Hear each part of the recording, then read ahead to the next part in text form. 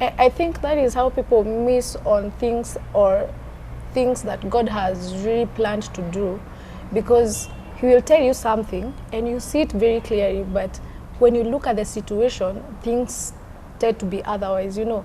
So if you tend to listen to people, then you are off, and God is not there you left God, you are on your own, you get.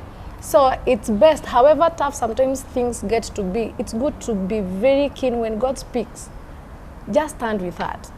Because for me, normally I say, the main support I would require, yes, people are good and they have to be, but before they come in, I allow God. Because with him, it's a sure bet. It's a sure bet. He can, HAWEZI kucheza. But with people, wataona this thing is hard, I think you can look for an alternative. But God didn't say that we need that alternative, you know. So we stick to the first information that he gives. And that way, then other things are going to align. However tough it's going to be, then I take it as a learning ground for me. And that's why we wedded without having Rorasho, and because if they had accepted our relationship and everything, we'd have gone for all the Rorasho and everything. But you see also, as a man of God, there are things that are done traditionally that may affect my ministry even in the future. So such things we were trying to avoid, because even when we went to their home 1 week to the wedding, they were suggesting we bring a goat. Yeah, they was us in the conversation, and I'm like, no, we're not going to do that. And it's good because our man of God, he explained to detailed some of the reasons why these things are done. You know, people chambua the word or the Bible, and sometimes you miss, because the context in the Bible, you're taking it literally, and maybe that was done for the Israelites, you know. So he explained very well, and actually going to appreciate these people. Yeah, they agreed. They were like, you see, when they were asked, why do you need this goat to be slaughtered, it is in the Bible. Where? And they were like, we thought it is here. And you see, these things were done in the Old Testament. These people were not born again, but now we are born again, so we are not sacrificing to other gods.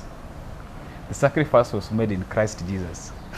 See, the perspective of Rorasho is dealing with cultural and traditions, which means you'll have to slaughter a goat. You will have to provide. There are things that are given a list for Rorasho. Mbuzi ya wazee, some suji token ya wazee inakwanga pombe, such kind of things. For me, actually, I would have not done it, because of where I stand spiritually. I don't sacrifice to other gods. No. And that's the basic of being born again. That's the basic foundation. Why should I shed blood? You see, that's laying foundation for our marriage.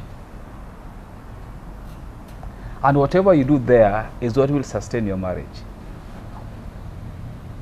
Again, I also try to think acceptance in a family. You see, people take it, that's a cultural thing, but that doesn't mean acceptance. That is just a sign of something, you know. So accepting is, the main thing for me is peace. That is basically the main thing. We are in talks, we are at peace, we do things the way they're supposed to be done. But when it comes to like that shedding of blood, then we need to have an insight why we are doing these things. You don't just do it because it was yes, done. because they have said this is a requirement. You just go blindly and do it, and you don't know what it is doing, because everything has a connotation, even in the spiritual realm. Whether you're ignorant or you are knowledgeable. Yes. So it gets to be that in that place that we need to understand why we are doing this. So we have to be in talks. This thing for us, it's not fit. So the knowledge is what liberates. That is what I would say. And that is what they were given, that explanation, to understand that for this reason we cannot do this. For this reason we cannot do this.